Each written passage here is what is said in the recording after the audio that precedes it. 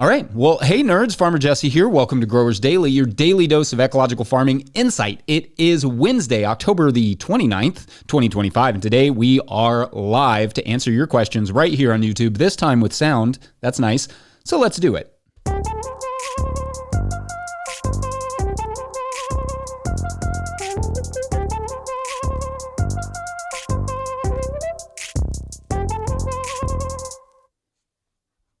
I never 100% know if that song is going to play when I hit the sound button, but if you all aren't complaining that you can't hear anything and I'm just like standing there, then that's good. All right, so if you will, get your questions for today into the chat to Mike. I think the last couple times I haven't been able to get to all of them within the hour I sort of allot for this because I have to take a delivery here shortly. But if you could get those questions in to Mike, I will try and answer them here shortly. I'm going to take a few minutes just to kind of talk while you all do that, and we'll try to get to as many as I can, like usual. So yeah, get those questions in, and we're gonna knock out an ad read real quick from our friends at Farmhand. Renewal season is here, and the work you put in now is what brings members back next year. Ari Mimar, founder of Farmhand and a guest you've heard on this podcast, has worked with regenerative farmers to create a playbook that turns renewal season into a growth season. One farmer, Melanie at Shake Fork Community Farm, says they brought in $40,000 in renewals in just 2 weeks using this strategy. Now, Ari and Melanie are sharing the exact approach in a free live workshop and downloadable playbook. Watch on demand and get the playbook at farmhand.partners/no-till. That's farmhand.partners/no-till. All right, keep getting those questions in to Mike there in the chat, and I hope everyone is doing well. We're certainly sending our love down to those in Jamaica and Cuba and that area affected by the hurricane right now. That just the scenes coming out of there are really brutal. So yeah, we're thinking of you all, and we know a lot of those areas that have been hit are largely agricultural areas, and so we just know there's a lot of farmers that are going to be having some serious cleanup to do. So anyway, we're thinking of you all, and yeah, just know that the world's there thinking of you. And I know a lot of you don't have internet, so you probably won't be able to hear this. But anyway, that stuff is so heartbreaking. I mean, after watching what happened after Helene and all that over in North Carolina and Eastern Kentucky and like Eastern Tennessee in that area, like it's brutal stuff. So anyway, yeah, let's see, what are we up to? Well, yesterday we harvested. We're harvesting like the delivery I have to do later it's like lettuce and those sorts of things. A little bit of kale, some carrots, sweet potatoes. Sweet potatoes are rocking. This is the best year in terms of just like the color of the sweet potatoes and the flavor. This is the best year we've had in a while, and I swear it's that tip that I talked about because we had a little bit of a scurf issue.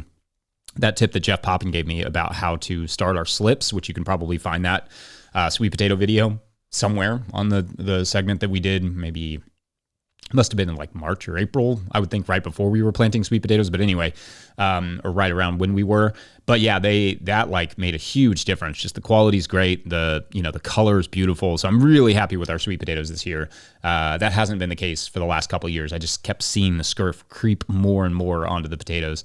So started it last year, and then this year it just they're rocking. So and yeah, I'm seeing we've got a couple questions in here. Make sure to get your questions in, and if you want to move your question to the top too, Mike is in there in the chat.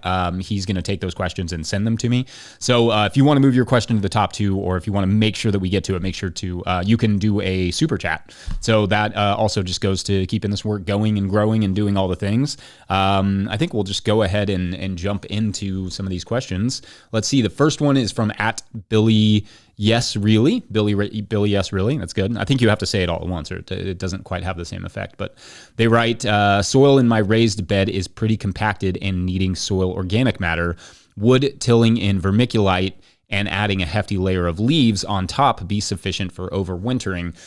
I mean, I don't know. I guess the vermiculite could help. There's other things. Like if you have any access to compost, that would be probably the better option. I'm not sure about the vermiculite. Like that's more going to add like, I would just think there's better options out there. For me, compost is a better option. Maybe the leaves on top would help, but leaves are really slow to break down. So if you are going to do that as like a surface mulch, I may think about adding, chopping them up really, really well. Like we talked about, was that yesterday? Did we talk about leaves yesterday? I think that was yesterday. Chopping them up really well just so there's a more rapid decomposition there to add to your soil organic matter. But yeah, it's not gonna, the decompaction is probably also gonna, just take work. If you're doing that in raised, I'm assuming they're physically raised beds, like, above ground beds instead of just like semi-permanent raised beds. If that's the case, like, it's probably a lot easier for you to add just a little bit of like compost or something. That will have a more permanent effect than the vermiculite. So yeah, I mean, I don't know. That's where my brain goes on that. But yeah, interesting question. At Rob Road 7120 asks, how would you go about removing grass from a plot where you cannot use tarps or till too deeply? I have a 225 square foot plot in my girlfriend's yard that we will be tearing up soon. I mean, there's a few different ways of going about it. You could just mulch really heavily over top. You can mow it really low to the ground and mulch really heavily over top of it, probably putting like a cardboard down first. You can physically remove the grass. You could just literally pull the sod up if you wanted to, and then, apply some sort of raised bed mix or something right there on top. And then that way you're kind of creating your surface material that you want to grow in. That is a thing. Like I've seen people, do sod removers and then they compost that sod and then they just add it back to the garden later. That it could be a lot of work, but you're talking about 225 square feet. So that's not a huge job necessarily. What else did you say about, you can't use tarps? Yeah. I mean, I would think like, if you laid some sort of mulch paper or something down off a really, really mowed grass, and then you put some sort of compost or mulch over top of that, that's one option for just like breaking into it. And yeah, I mean, there's grasses like sod is what we all kind of have to deal with eventually when we're starting gardens, right? Like we've started a lot of gardens on, pastures and stuff. So it's kind of the same thing that we're dealing with. But if it's like a lawn, you could be dealing with things like Bermuda grass. So that can be a little bit difficult. It may be worth identifying what grass you're dealing with too, because that, if it is something like Bermuda grass, it may not hurt to remove all that sod and then, put something else down in its place and then compost it or something. But yeah, you have a lot of options there. I mean, any sort of starting garden, like we did a whole video a couple years ago, just like how to start gardens and based on your situation. And so it's kind of like the Living Soil Handbook's that way too. It's just kind of a choose your own adventure, right? Just depending on what materials you have and what you want to do in that particular spot. But lots of options there. James Williams N3R writes, Hard Roots Farm here and in full support. Do you grow year round or do you take a break at planting in the late fall? We don't really grow year round, although I'm kind of enjoying growing a little bit more into deeper into the fall right now than I normally would, because I'm usually just like absolutely whooped by this point. But I feel like, we could push it a little bit more just because I'm not overdoing it, I think, or I didn't overdo it this year like I normally would. So usually we would take a little bit of a break in the fall, rely more on our storage veggies to kind of get us through, and then some lettuces and kales and some herbs and that sort of stuff to get us through the winter. It's not that hard once you have a tunnel to kind of flip to a more 4-season strategy. It's just kind of, for us, it can be a bit more of a personal choice because we have, other income that we can rely on over the winter and not have to work out in the cold. And I think one of the challenges with farming in the winter, in our experience, is, just the cold washing and packing is brutal, and the frozen lines. And unless you have the right infrastructure for that side of things, it can be pretty tough. It's not that hard to grow though. Like if you can get your gardens planted up in the fall, and get past that last little bit of pest pressure that you're going into the fall, say for aphids, which are all winter, it's just harvesting is really all it is. So it's pretty easy in that way. It's just whether or not you want to do it and whether or not you have the infrastructure for managing it or delivering and all the stuff, like maybe a 4-wheel drive car, depending on where you are, or vehicle. So yeah, I mean, we don't so much. We do kind of take a little bit of a break. and we don't plant that much. My next planting will probably be in December of lettuces that I hope to harvest in March. And then after that, it will be about January before I really plant anything else. And that'll be the first round of carrots. And last year I did radishes, but they came in a little bit too early. So I'm going to have to push them back a little bit. So that'll be more like late January, early February before I'm planting those. I think, I mean, it's not that hard really if you have the infrastructure, like the growing infrastructure to do it. All right, so great question. At Lana Fred writes, on the subject of hurricanes, what does dealing with natural disaster as a grower look like? Is it reasonable to hurricane-proof crops, pick up insurance and hope for the best? Ooh, I mean, to some extent you can insure against hurricanes, right? But it's super expensive, right? Like a hurricane, if you live in a hurricane-prone area, your insurance is going to be outrageous. Anyway, just in general. So, and most years you're probably not going to get hit. So, there are probably, I would think, some sort of hurricane crop things, flood, insurance and whatnot for crop losses. That stuff is harder with mixed vegetable production. It's easier when it's just like, I plant my corn, I grow my corn, I harvest my corn, I put it in the storage silo. So it's like very clean cut to the insurer to know how much to give you for that crop. But when you're like, well, I planted 4 beds of lettuce this week, I harvested 3 beds, I also planted beets, I harvested carrots, like that stuff is super complicated to keep up with for them. So I guess you just have to talk to the insurers to know. But, dealing with a natural disaster, we've never had anything super like to the point that we needed like FEMA or anything on our farm. That obviously there are lots of those stories. And I know FEMA is not getting very well funded right now, so that's not great here in the United States. I guess it depends on where you are. But it's hard to insure in disaster prone areas. And then at the same time, the federal government's not being super helpful in that regard. So I think ideally, you're farming in a way that is just resilient as possible. I know there are fewer farms you'll find, at least like mixed vegetable farms, in those areas that are really prone to significant rainfall like that or hurricane winds, those sorts of things, because you're not likely to put up a tunnel. Like if you put up a tunnel in those areas, and you have a hurricane coming, you need to get that plastic off, and you need to just let whatever happens and tie that tunnel down, because it 70 mile per hour winds can crush a tunnel. So when you're talking about 130, 140 mile per hour winds of a hurricane, like it's just going to flatten it, rip that plastic to shred at very least. A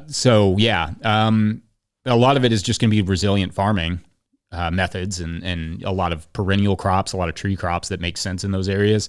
But a lot of it is, just picking and choosing your area and the crops you grow to that climate.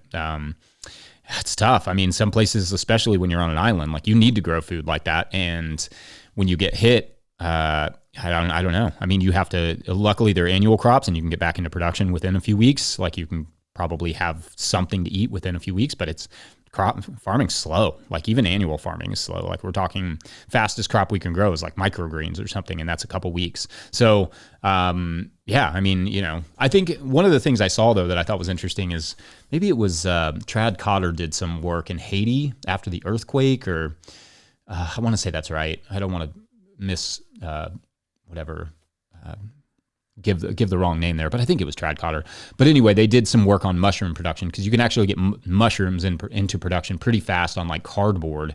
So you could have a protein effectively after a disaster pretty fast. So there is some, like small scale farm production stuff that could be really interesting. And in fact, I think I have a question coming up about that specifically that I'll address more on Monday. I think Monday. But yeah, good. I mean, good questions. I think all that stuff is really important. I had, when I went down to Louisiana recently, and I maybe told this story recently, but a few years ago, I went down to Louisiana and they were just saying like, it's super hard to farm here now. So like, I don't know. I mean, they're just like, they don't feel supported. The weather is intense. It's hot in the summer. You get these, insane rainfalls. And then also you have the risk of just the occasional hurricane coming through. So I don't know. I mean, that sometimes that's just the nature of it. And we have to pick and choose where we farm and how we farm in those areas really carefully. Let's see. Grower123 asks, what are your thoughts on permaculture style water catchment as seen in Andrew Millison's videos? Is it realistic for commercial operations or only for revitalization of severely depleted soil? Yeah, I mean, I think there's like a lot of that stuff. So Andrew Millison's videos are really cool. There's a lot of good video. Like a lot of good ideas in terms of water catchment from roofs, from how they manage, like sort of redirecting ponds, a lot of like using sort of beaver style water, slowing down the water, whatever that term is. And yeah, I mean, that stuff is certainly, there's certainly ideas there that could be scaled to not just like large scale farming, but like, large scale ecological restoration. And I love that stuff. I think that, in another life, I guess that's probably what I would have studied and worked and spent some time on. I think that, those sort of large scale restoration projects that he talks about, but even in the small ones, I think that stuff is really applicable because it's just, it's relatively cheap a lot of times. It does take some land movement. It does take some, I think the hardest stuff is honestly just working within the governments of those various countries and areas. But once you get through all those logistical issues, then the potential is huge. A lot of our issues are water management issues, and and that comes with both droughts and how I'm always thinking about the Amazon, or I've been thinking a lot about the Amazon, because I think at some point, there will be large swaths of the Amazon forest that are basically deserts by the time we pass away because of how they're being managed, right? Like when you cut all those trees out, you're the way that the moisture works in those areas, the atmospheric moisture, like you just lose rainfall. These places that don't have great soils end up drying out, and they farm them for a little while or as long as they can, and then it's just another desert. So it's really sad stuff, honestly, in that way. Water management, both through trees and just like water catchment systems, I think all that stuff is hugely important. I mean, we could dramatically change, like in the same way that we will probably see a desertification of places like the Amazon in our lifetime. We could also probably see like massive changes in weather patterns if we like made a huge concerted effort to, better manage our water out west and those sorts of things. So, absolutely, I think is the answer there. And Nick C. Grow asks, bought 11 acres with some friends that we plan to build on eventually. It's only around 20 minutes away. Fortunately, that is fortunate. 20 minutes isn't too bad. What would you do this fall? Start prepping or for gardens and / orchards, etc. Sorry, I didn't read that question very well. Sometimes it's like weird to read it on my computer. Anyway, so what would we do this fall? I mean, it depends on when you want to get into production, right? Like if you have a full year, starting in the fall is great, right? You get your gardens prepped. I'd probably go ahead and plow and get, maybe even get a cover crop in if you need to. But it depends on what you want to do with it next year. Like if you need a revenue source from it pretty soon, it complicates things, a little bit. Ideally, with any farm startup, you're taking your time. You're taking a full year maybe to get the gardens prepped, to get the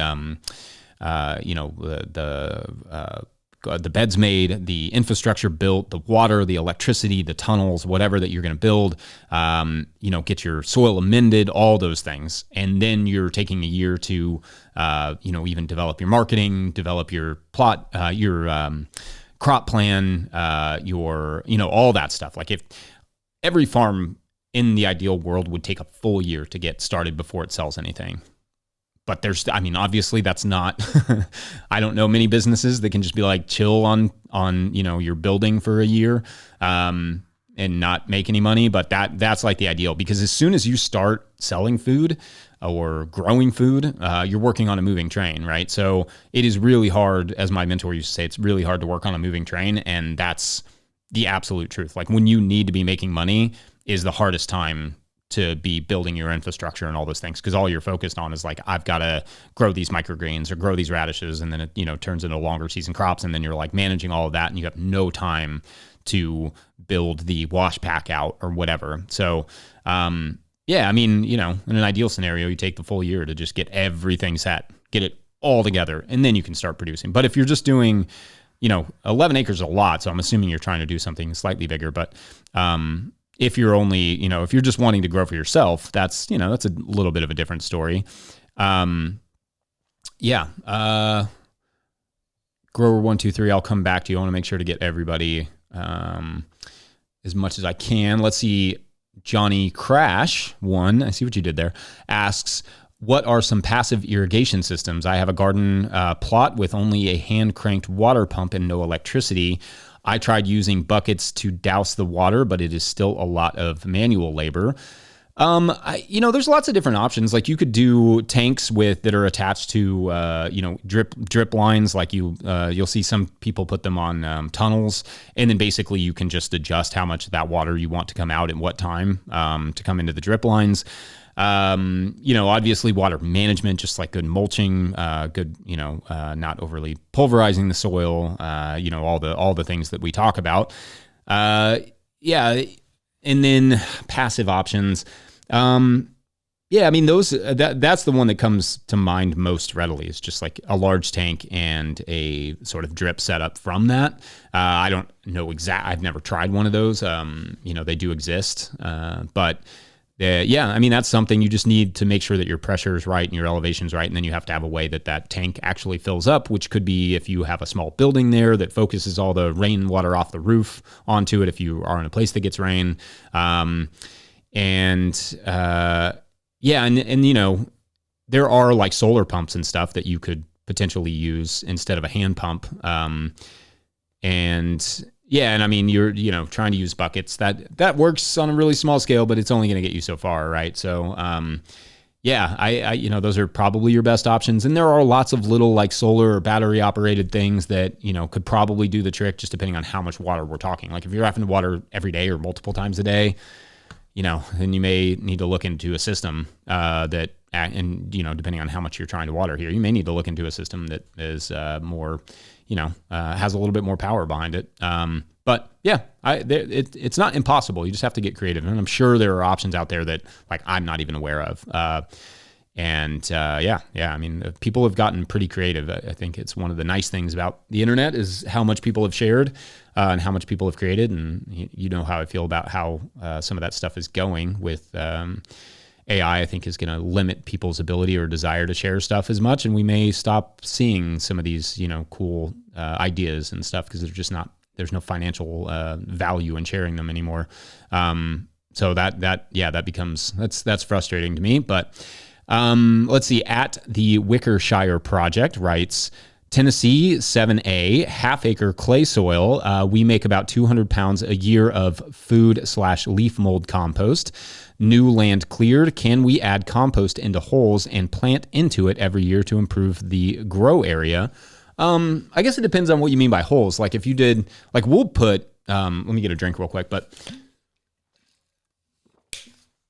for instance, we'll put, like when we plant, let's say peppers or maybe even like squash is a better example. When we plant our squash, I'll get the best compost that I can. I will dig a little hole for my squash, for the squash transplant.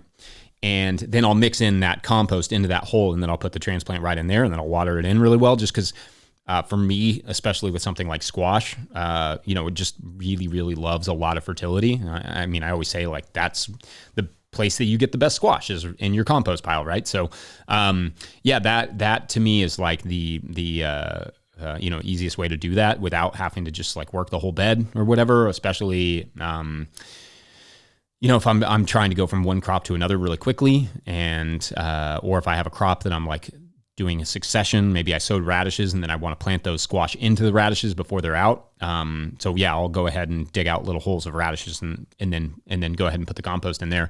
It's fine. Like it doesn't, you do want to, ultimately, supply the whole bed with compost, but I think doing it in little holes like that is fine, for certain instances. And then overall, eventually you'll want to continue to give the whole bed some fertility. But yeah, I mean, I don't necessarily see any problem with it. I think it's an option, right? It's a tool in the tool, but I almost said tool book. I don't think anybody has a tool book, toolbox. That's it. yeah, then I think it's definitely an option. Let's see. At Samantha Baker writes, have you ever quit farming? Would you advise someone who has been at it for 4 years, but it is starting to realize that the juice isn't worth the squeeze? Would I advise someone who has been at it to quit farming? I mean, if it's not working for you, I've never quit farming. Would I? I probably will, I guess, in some regard someday. Like I probably will I'm not a very, I don't love the business side of it. So like at some point I'm just going to stop wanting to do that part and just like grow. But yeah, I don't know. I mean, I think if it's not working for you, identify what about it's not working. Can you solve those issues? Is there a way that you can, work with somebody else? I think a lot of times people try this stuff on their own and it's really hard. And nobody is good at growing food, selling food, marketing, distribution, dealing with chefs, dealing with market customers. Like nobody is good at all of those things. Like that's not a thing, right? So, finding a way to maybe bring somebody else into that mix if you still love it and it's still something you want to do. Figuring out to find a way to bring in somebody or a couple people who, like those other aspects. I think, that's an option. We talk a lot about the need for more collaborative farming for that reason, because like starting a farm is like starting a small village. Like it's like a weird industry where you're starting like an entire bit. It's like starting Amazon from scratch, right? Like in your backyard. Like it's really tough to do it all by yourself, right? It's a very big business and it has so many different facets. So yeah, I mean, sometimes it's like, what is it? I guess the question would be like, what is it about farming that isn't working for you? And could it be fixed with something else? Or just like, I don't love this. It's okay to not love stuff. I mean, you can be like, I like growing food. You can just grow food. You don't have to be a farmer. I think there's a lot of, guilt that comes along with that. And I wish we would get over that culture of like, you do this right, or you do this wrong. Or like that person's not a real farmer because they only farmed for 5 years, whatever. Don't worry about what other people say. Just enjoy, love what you love. Do it if it's working for you, great. If you want to keep doing it, find a way. If you don't want to keep doing it, that's fine too. Like, your mind's probably already caring about food and all these things. So maybe you can put that energy and that effort and what you learn towards something else. Like, I think all those things are fair game.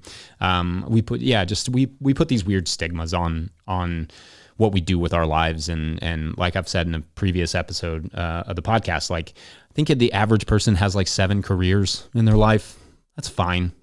Do whatever, just enjoy, be with your family, enjoy your life, enjoy farming, be outside as much as you can, try and treat the earth well. You'll be rewarded for it. Doesn't have to be, everything. So anyway, I don't know if I answered that question, but I tried. Thank you, Samantha. And I wish you the best on your work. Delights of the Earth writes, any tips for our first winter with chickens? We will get snow up here in Wisconsin. Yeah, that's tough. So a few things. You want to get them out of the wind and the cold as much as you can. Snow, they won't love it. Chickens tend to hate snow. You want a way for them to get out and about with. And usually what we would do is put straw or something, hay or straw or something down so they could just like walk around, because they would not. In our situation, we don't get as much snow as you all do. They would probably get used to it eventually. But here in Kentucky, they just were like, nope, not leaving the coop. So, also a lot of times what people will do is put them indoors into areas where you can kind of collect a lot of that manure. So maybe like like a tunnel, right? So you put them in a high tunnel, they'd scratch stuff up, they'd make a mess of it a little bit, but they would also fertilize it. They'd also pick out weed seeds and those sorts of things. So then you could do that. And then, move them out in the spring and then reform your beds or whatever you need to. And then you have a little bit of that fertility boom. You could put them in an area where like you have a deep mat of stuff, where they're just like, focusing the manure on wood chips or whatever. And then you're kind of mixing that together and then you have some nice compost in the spring. Can't expect to have like fresh grass and stuff for them all the time. So, a tunnel would be great, but, whatever your options are, I think just keep them safe, right? They do frost burn. Frostbite, that's the word, like on their, faces and stuff. So you got to be really careful. Like once you get down to that 20-degree range, like that's when they start to get, it gets a little bit dangerous, especially if the wind is whipping through there. So, you got to treat them well, take care of your chickens. They're obnoxious, but they are great animals.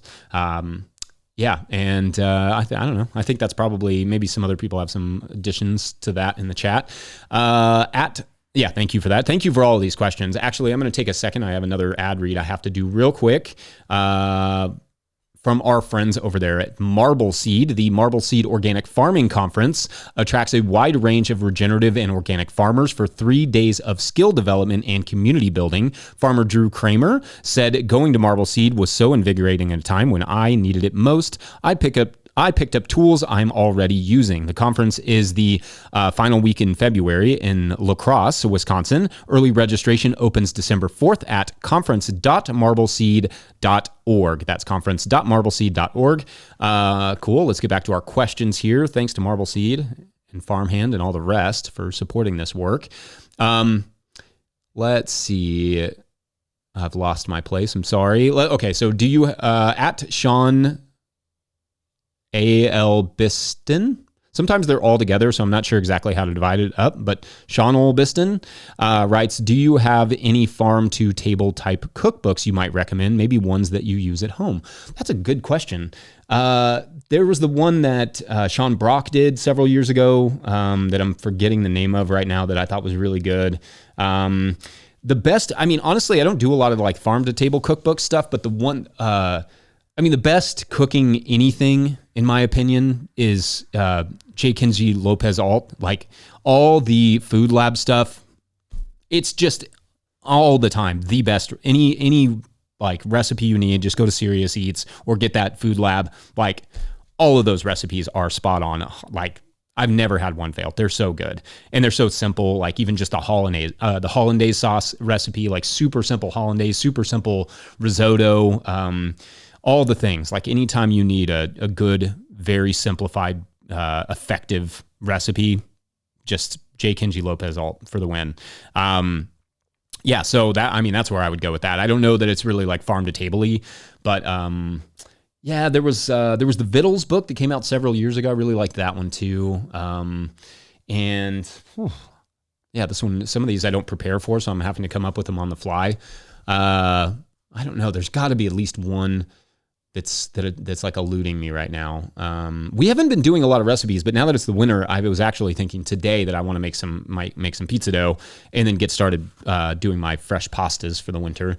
So we'll probably have some recipe stuff coming up here soon, and it's November, right? So we got to start talking about some like Thanksgiving recipes.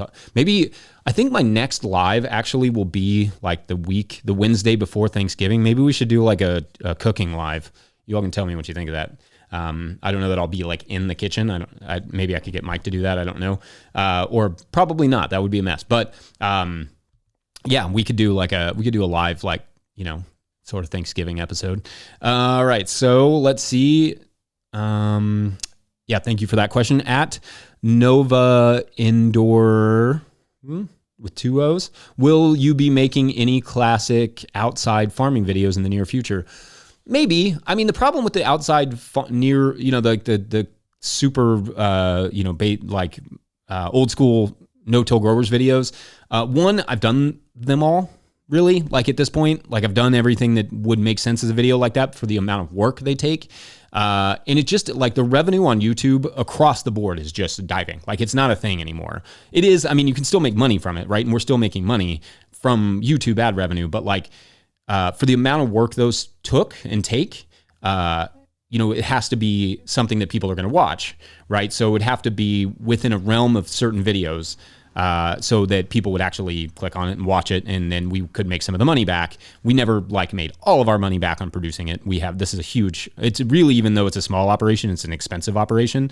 But like we wouldn't, basically those videos don't make very much money anymore. And to do to branch out and do the more nuanced stuff, like those videos would make even less. So yeah, it's just, the landscape of sort of farm videos have changed a lot.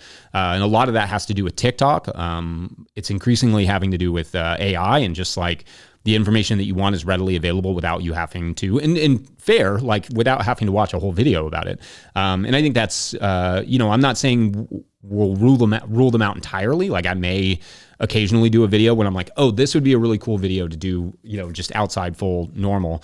But one thing is, I was missing some equipment that I had to get some equipment, some camera equipment to be able to do more videos outside. So what we're hoping to do, what Mike and I have already kind of talked about, is doing more like longer B-roll sections outside in the spring when there's not much to film here right now. But that way, even when it's just me like sitting in my room talking, that you all get to see a longer version of what I'm actually doing and talking about. That was hard this year only because I'm trying to figure out how to do this show.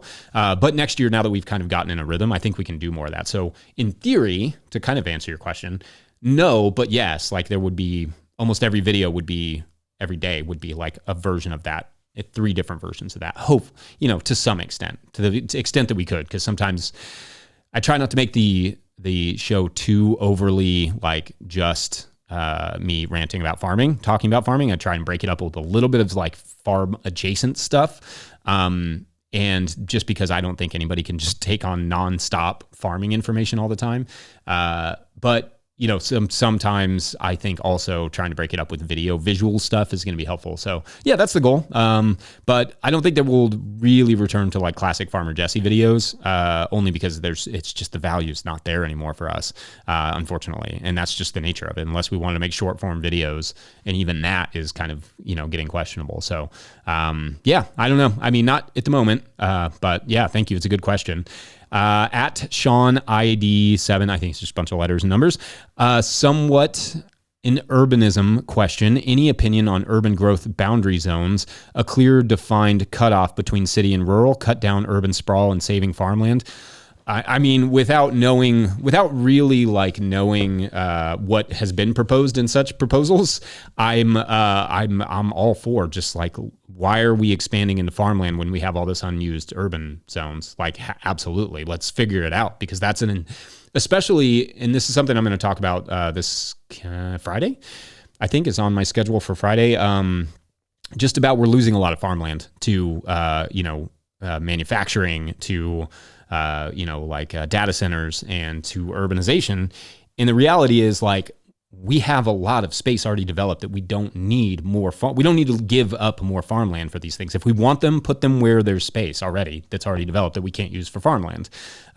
So yeah, I mean, in general, without like endorsing one in particular, because I've not seen any, that yeah, I'm like all for it. I think it's utterly insane that we are like, well, for instance, there was like a Kroger, right? It's a grocery store here, that was built right across the street from the old Kroger on a beautiful piece of farmland in Versailles, Kentucky. And I was just like, really? Is that necessary? You couldn't just like tear the old Kroger down and rebuild it, or build on top of it, or build around it, or you couldn't figure something out? But it's just, for them, it's cheaper, right? Or it's ultimately like you can make it bears out over time because you can make it more efficient. But like, too bad, I think it has to be at some point. We have to be like tough, So that's my feeling, is like, we got to stop sacrificing our farmland, because it's not unlimited, right? Like, once you have a bunch of concrete and chemicals and like all the things that come with urbanization down, there's no reclaiming it, really, like not within our lifetimes. So that's an unbelievable thing that we allow to happen. Like, it does at some point have to stop. So good question. Yeah, getting me fired up over here. All right, so let's see. Again, Grower, I'll get back to you here shortly. Oh, a super chat from Blue Raver, who asks, how fast is fall garlic? I put in 6 inches deep, and it is 2 to 3 inches above the surface in 7 days. You must be in a slightly warmer climate. If it's growing that fast, I'm going to guess you're in a slightly warmer climate, but it shouldn't really be that tall yet. It's not probably going to be a big deal since you planted it so deep, but you want it to be that like 2 to 3 inches tall going into your first hard frosts is fine. Like, you don't want it to be a whole lot taller than that. I don't know. I've had it pretty tall going into the frost just from like one December. It was like 70 degrees on Christmas. And it was that year, everything was like just still continuing to grow. I was a little bit worried about that. But I think all the garlic did fine. So it depends on the variety, maybe. Depends on how tall it is. And it depends on, I think that depth will help, because even if it gets a little fried, it'll probably recover from that. How fast is it? Yeah, I mean, it shouldn't be. Yeah, it shouldn't be that tall, that fast. But like I said, maybe it went into pretty warm soil, and that will do it.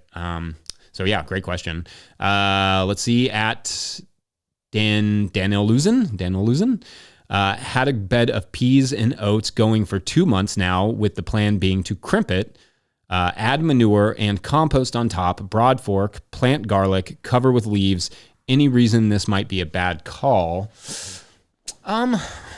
I don't know, not necessarily. I just think it's going to be hard to. The only thing that comes to mind is it may be hard to get that garlic in there, but it depends on how much space you're doing. You could do it. I don't necessarily see a problem with it. This is kind of why, though, I talked about wanting to plant your peas and oats and then like a couple weeks later plant your garlic, because you can still see where you can plant the garlic in the rows, and you can put it right into a row without having to move the mulch aside and then pop the garlic in. But in general, no, I don't see a problem with that. And then you said add manure and compost on top. So if you're talking like enough for it to be super thick, then the compost and mulch on top, then I don't see any problem with that. We did one year where we laid like hay down and then covered that with really deep compost, and then put garlic into that compost, and it did great. We had awesome garlic that year. So I don't see any issues with that. No, you should be fine. Is it possible to only use compost, cover crops, and JMS for fertility management? Yeah, to some extent. I mean, there could be issues like, you could run into specific nutritional issues over time. Depends on the quality of the compost, right? Like if you're just using like compost, then yeah, it's probably not ideal. But yeah, and it also depends a little bit on what crops you're growing.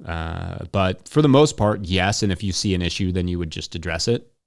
So, but compost is a pretty diverse, depending on what's used in the compost and how well it's made, like it's a pretty diverse product. So, yeah, so that shouldn't be a huge issue. And yeah. Let's see at Yeshua Reloaded. I'm not sure. Plant your potted blueberries now? ? You usually want to wait till they're dormant. So if they're dormant, then I think it's okay. For us, we have potted blueberries that are just chilling, so I'm waiting for them to go dormant, and then we'll plant them this fall. Planting in the fall is good, though. Like, you want that moisture. For us, like, it's really, well, I'm assuming you're in the fall there. You can plant it in the spring, too. It's just moisture for us. Like, our springs can get dry fast, so my preference is to plant all those perennial things, like, over the winter. And then that way they're, well watered in by the spring, and they tend to do pretty well. But you want to wait till they're dormant. So basically once the leaves are done and it chills out a little bit. All right, I know I missed, let me get one. Jared James asks, I'm prepping a new plot on my farm, 8B9A. I'm planning on sweet corn in summer and onions and potatoes over winter. I've never grown potatoes. Any advice for potatoes during winter? I'm planning on sweet corn for summer and onions and potatoes over winter. I don't know about overwintering potatoes. I mean, they survive in the winter. I would just wait until the spring. I don't know that there's like a need to plant them in the winter. Onions, if you can do, I mean, I guess it's just a bit, you said you're an 8B9A. I guess I don't see any reason not to if you're in that warm of a climate. I've just never done it, so I don't really want to advise like one way or the other. We've done as early as, I think we did February planting of potatoes in the tunnel once, and it did fine. It wasn't the best yield, but we didn't have any pest issues. And I think part of that yield was that it was experimental. So we were just using old potatoes. So I wasn't using like seed potatoes. But that's my recollection of it. I'd probably have to find some notes on it. It was a long time ago. But yeah, I mean, it's definitely possible. I don't necessarily see a problem with it, but really what you want is like when that sunlight starts to come back, you want, a good plant to be able to absorb as much of that as possible. And then you're going to get, your biggest potatoes there when the sun's like at, its peak. So I mean, it's probably possible. So, maybe if you do it, just start small, try a couple small trials and then just see how it goes. Try a couple different varieties. I'm not sure if you would use a longer or shorter season one in that case. Maybe a shorter season one. I'm not sure. But yeah, let's see at Orgates Market Garden, Manor Gates. There we go. Manor Gates Market Garden, because it's all strung together. It's like hard to read. It's hard to ever know. Do you think these little silica packets would cure the inevitable moisture buildup in plastic packages products? Salad mix is very challenging to keep, period. You mean those little silica packets. I don't know what the food safety element of those are. I mean, I know they put them in like beef jerky packets and stuff. Gosh, I don't know. That's one I could not say, but I've had that thought before. What was the crop? I was like, man, I really want to suck the moisture out of these. There was something this year that I was having that thought about, where I was like, it would be really great. Oh, basil. Our problem with basil here is it's so humid. It just never wants to be dry enough. So I was always like, I want to put like a little silica packet in there with them. I haven't explored that though. I don't know. You'd have to read up on like the food safety element of that. I'm not 100% on that, but obviously they do put it with things like beef jerky. So maybe there's some food safety, concern, diminishment there, but I don't know that you would be able to afford putting it in with like all your lettuce. We sell, like if we're doing small bags, we're talking like at a farmer's market level, we're talking hundreds of those like in a weekend or whatever. So, I don't know that the price of that silica packet would make sense entirely. And also it's probably just a thing that ends up in the trash. So it's just another thing. So probably not necessary for salad mix, but maybe there's a crop like basil that it could come in handy for. And let's see. Hold on, I want to get, okay. At Nick and Brittany Fuller, right? My friend stopped using well water that got sodium contamination as soon as they noticed it. They are trying to get the salt out of the soil before next year's growing season, Zone 5A. Any tips? Yeah, I mean, salt is a lot of times what's recommended for salt, I think, is just like a water leaching. What do they call it? Soaking it with water, like, basically just leaching the salts out. That's why like a lot of times, you get salt buildups in things like conventionally run tunnels, and sometimes ones with like heavy compost applications. And a lot of times they're like, just take the plastic off and let it rain on it a few times. That's generally the recommendation. I don't have any advice beyond that, because I think you're going to, it's going to be there unless you do something to wash it out. And, that like, as far as I know, that's the best, that's what you typically hear. I'm not an agronomist though, so I don't know like if there are alternative options for maybe like doing like a salt tolerant. There are like salt tolerant cover crops. There are that you could maybe grow that and it would absorb some of that salt, or maybe like stuff like that. So there may be other options out there that I'm not aware of. I know but yeah, it's a good question. I'm going to go up here and see. I know I skipped one of grower 123's questions. Grower 123 asks also, how realistic is using compost to heat a greenhouse or heat greenhouses? It's not impossible, right? But you're talking about a lot of gases that come out, so you have to be very careful with it. I've had friends that have used compost on the outside of their tunnels to warm like barrels inside of their tunnels. And so basically like the transfer of heat from the compost pile to the barrels, the water barrels in the tunnel, kind of like heats the tunnel a little bit, or at least like stabilizes it. So that could be an option. I've also had friends who said they, did composting in their tunnel and it killed all of their tomatoes, because it just like, CO2 or methane or whatever it was releasing was so intense. And then also you hear these stories of people doing stuff like that, walking into the tunnel and then getting like poisoned by the amount of carbon monoxide or whatever it is that's created there. So yeah, I think like if you do it, you got to do it really safely. And I think small amounts are probably fine. But you just got to make sure there's proper ventilation, for the gases. The heat should be retained pretty easily, but yeah. Passive heating of tunnels in that way, yeah, it's kind of complicated, to be honest. The barrels, I'm going to talk about, actually somebody asked a question about this, but the barrels are, yeah, the barrels, like water barrels and stuff like that, are a good idea as long as you keep that tunnel closed all winter.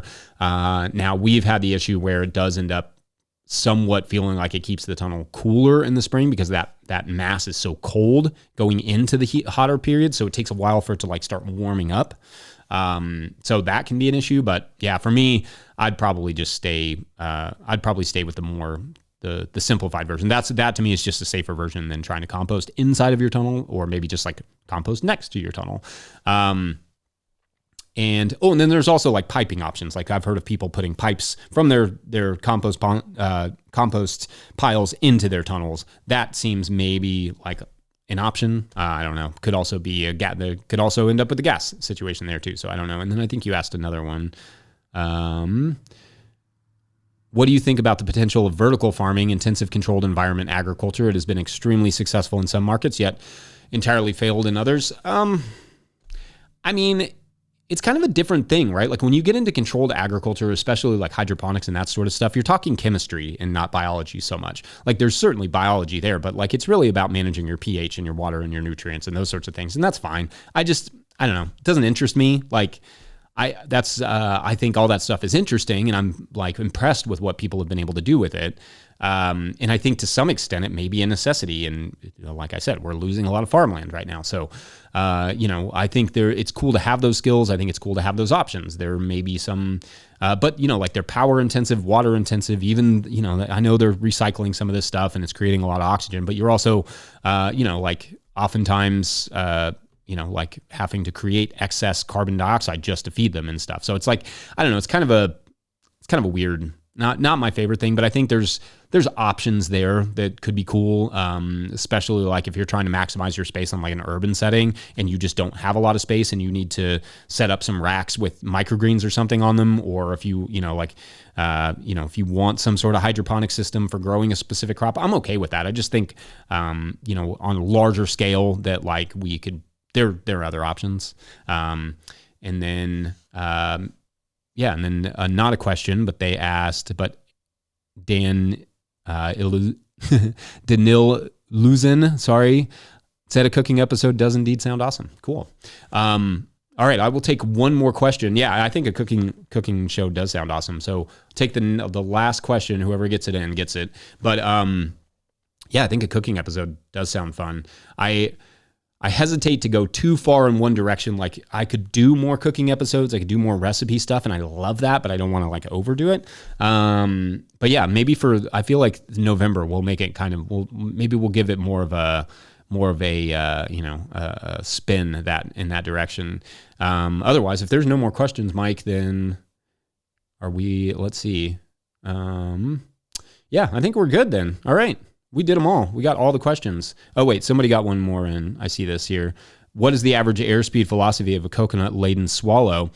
I'm going to guess 10. 10. Yeah. One more. Joy of Gardening Home asks, and somebody put in a Go Albion. I'm looking at the chat now. I haven't seen it yet. Yes, Delights of the Earth. Yeah, Go Albion. Let's go. That's today at 3:45, so you'll know what I'm doing this afternoon is rooting on my seagulls. Joy of the Garden Home writes, Joy of the Garden and Home writes, in your retirement age, can you compile your short stories in series, please? That's a good question. I probably should, I guess, at some point compile them. I don't know. I just come up with them every week, and then they'll probably just keep going like that forever. Somebody can probably compile them.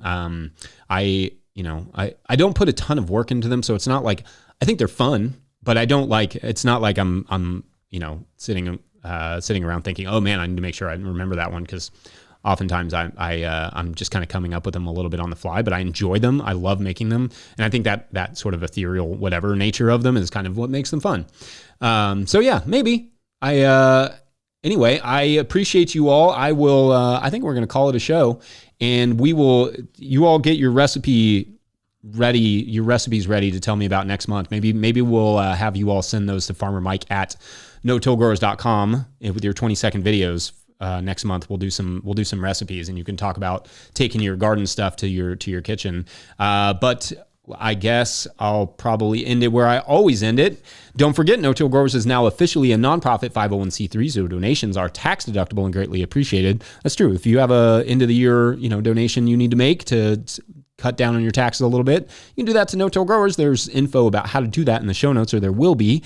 Please make sure to like and subscribe and or follow wherever you're getting this podcast. Yeah, like this live. That's helpful to us.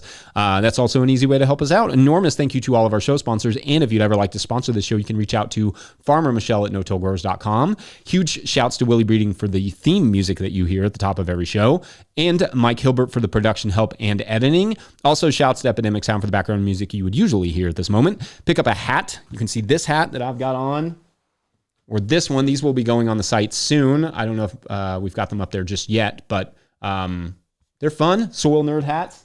Also, the other ones that we showed you last month. So yeah, you can do that at notillgrowers.com to support our work, as well as pick up a copy of the Living Soil Handbook. Those are very helpful things to do. And then big thank you to everyone over at notillgrowers.com or patreon.com/notillgrowers. We will return to our shouts tomorrow. Thanks for watching and listening. We'll see you tomorrow. That sounds good. Thursday. It'll be awesome. Thanks you all. Bye.